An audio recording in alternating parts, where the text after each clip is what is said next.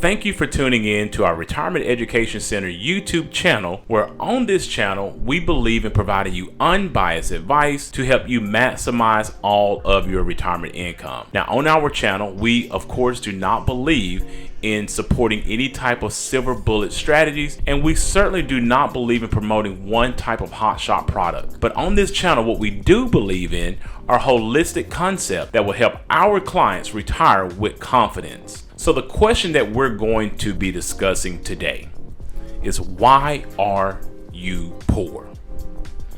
You know, we're not saying this, and we're not asking this question to make anyone out there feel bad. We understand that there are some legitimate reasons why some people are poor. But what we try to do on our channel, of course, Andrew, is to educate people so they're not frustrated about how they are saving or spending their money. And of course, when you end up asking questions like this, you will soon get the right answer as well. So today, if you're out there looking at this video and you feel like you just cannot get out of your own way and you're staying poor and you want to break that mentality, you're certainly going to want to stay locked into this video today. Hi, my name is Carson Graves, President and CEO of the Retirement Education Center.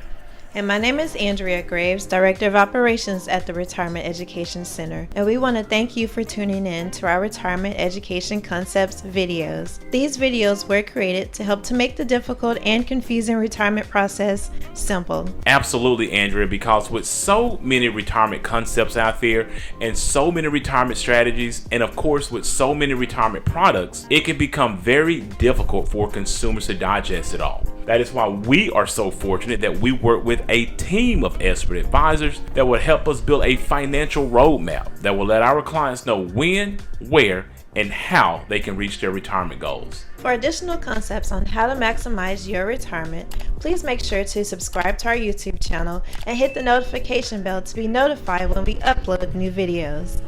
So Carson, do you think people are poor or become poor because they haven't realized where they're actually wasting their money at? Well, you know, Andrew, there are a variety of reasons why, people can be poor or end up poor, right? A lot of times in the financial world, we often hear about families passing down generational wealth, right? Right. We hear this all the time. But what we rarely hear about are families also in the situation to where they're also passing down generational poverty. And so in order to break this situation, Andrew, many people, they need to realize, what they're spending their money on and what they can afford. Because once you do that, you may find yourself in a position where you can start building generational wealth and start climbing the ladder of prosperity where many people want to end up. And so what we're going to end up doing today is just talking about what poor people may end up spending their money on versus what wealthy people spend their money on. And so those of you who are falling into this category,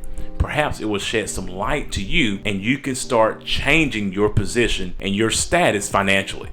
But before we do that, there are always two rules to retirement income that we like to give you. And Andrew, what are those two rules? Well, rule number 1 is to never run out of money. And rule number 2 is to never forget rule number 1. All right, so let's go ahead and talk about how perhaps we can help you understand how to break the generational poverty that you're seeing yourself in right now. Now, Carson, at the top of your list is junk food. How does that weigh into your subject here?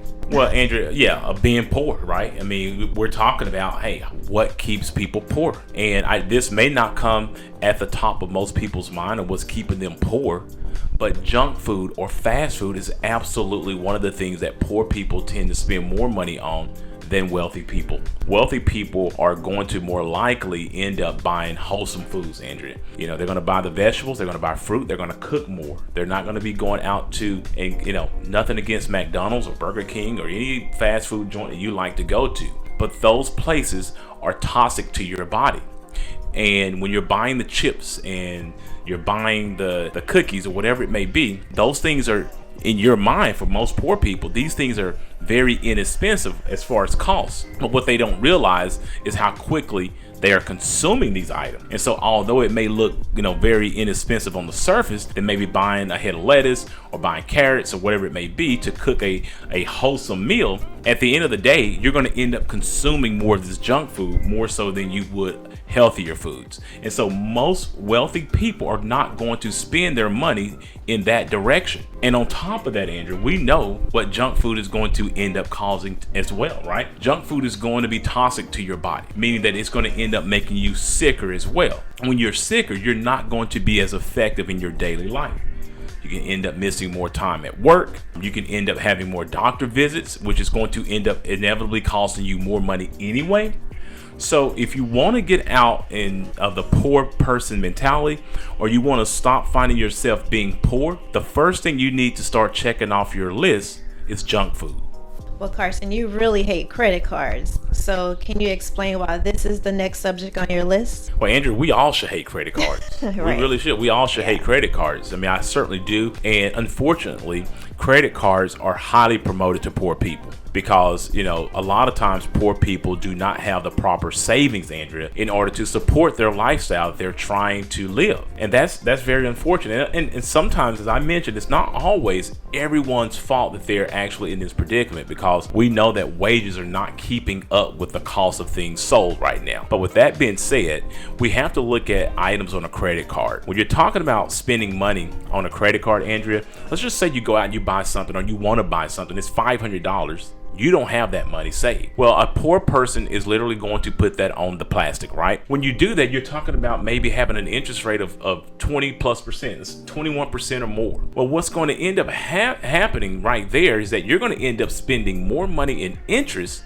than you are on the principal of that credit card. It may take you, more than 2 years to pay off a $500 expense. And not only that, Andrea, you're going to end up paying more for that particular item. So instead of it costing you $500, it may end up costing you $800 or $900 in interest, fees, and penalties, of course. So you got to be very careful, Andrea, about putting items on a credit card, especially if you're in a position of being poor right now. And what you should be doing is using the opportunity of understanding this concept of building an emergency fund. So if you have this item that's going to cost you $500, maybe now you can start thinking in the future and say, you know what, I put away maybe $50 per month until I reach that goal of having the money that I need to purchase said item. So when you do that, not only are you building good habits of saving money properly, you're also eliminating the concept of using a credit card to pay for things that you don't have the money for. So obviously, credit cards definitely is going to be high on my list of keeping you poor. Well, Carson, that was some good information about credit cards. So, that'll be very helpful to people listening. But next on your list is buying a home beyond your budget. Now, you're going to have some eyebrows raising, because isn't putting money into real estate like a wealthy mindset?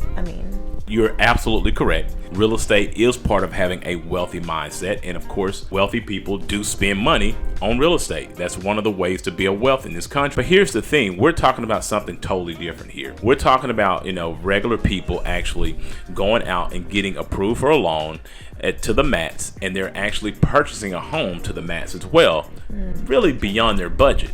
Now, most people are thinking, well, if they approve me for it, then obviously I can afford it.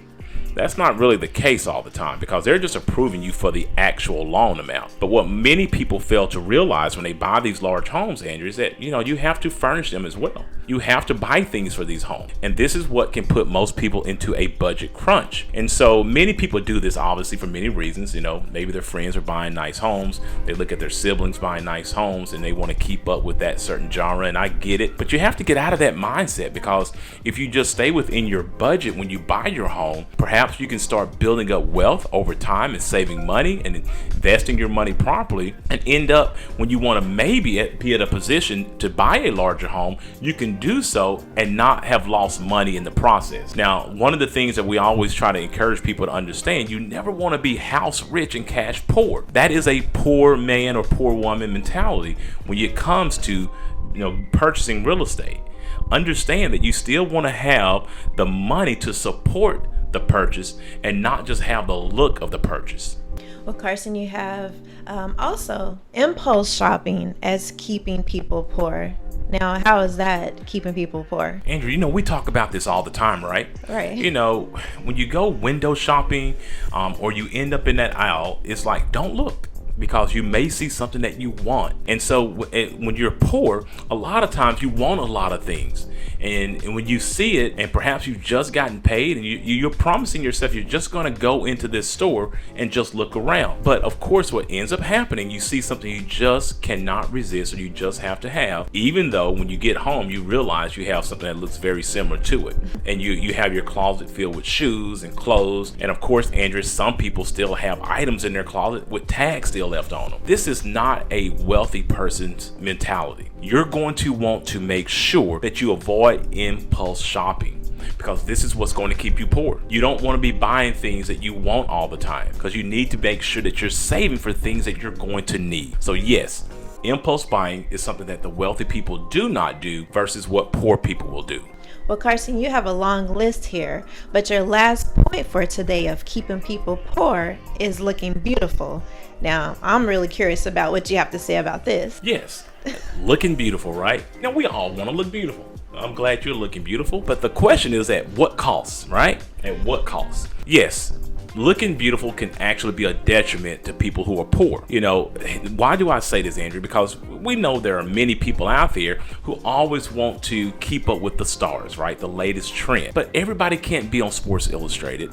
Everybody can't walk around on the stage like Beyonce. And so when you are actually in this mindset that you have to look like these images that are before you, it's going to keep you poor. You shouldn't be in the nail salon every week getting your nails done. You shouldn't be getting your hair done every single week. There should be other things that you should do in order to make sure you can conserve those dollars. Now, of course, I say all these things, Andrew, that if you are absolutely within your means to do so, do whatever you can to make yourself look great. But what I'm here to tell many of you out there, because we work with a lot of wealthy people, we work with wealthy people, normal wealthy people. The person who's actually the CEO, the person who owned their business, the person who was a corporate manager, who have accumulated great wealth. They didn't do so. They didn't go into their job, looking like, they belong on the cover of a magazine every single week. They were just normal people.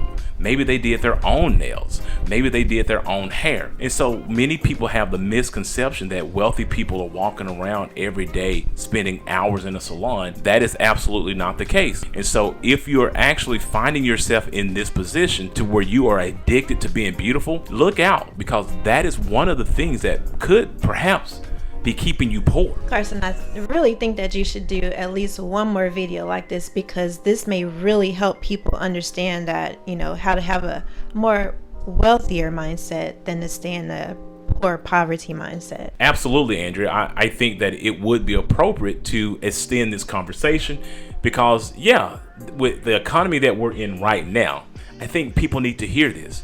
Maybe if they hear this, they can actually start thinking about their own poverty mindset, and it can help them increase their overall wealth mentality. So we'll certainly do at least one more video in this direction so you do not remain poor. Well, Carson, thank you again for your insight on this topic, and thank you for watching. And if you felt this information was beneficial for you, please like and share this video with others. So I really do hope that this information today will allow you to think about your own spending habits and help you get out of the mindset of being poor. Please remember that these videos are created for educational purposes only, and that you should always seek out your own financial advisor, your own tax advisor, and your own attorney regarding your personal situation. Also, if you are looking for a fiduciary financial advisor to help you with these type of complex financial matters, we highly recommend that you utilize the links in the description below and go ahead and schedule a 1-hour free consultation with us today. For more information about this topic or any of the other topics that we've shared in our other videos, please feel free to reach out to our office or leave any questions or comments in the section below. After this video, please check out our other videos that will give you tips on how to maximize your retirement. And if you like this video, please give it a thumbs up, subscribe to our YouTube channel, and share it with a friend. Thanks for watching, and remember, if you have questions, we have answers.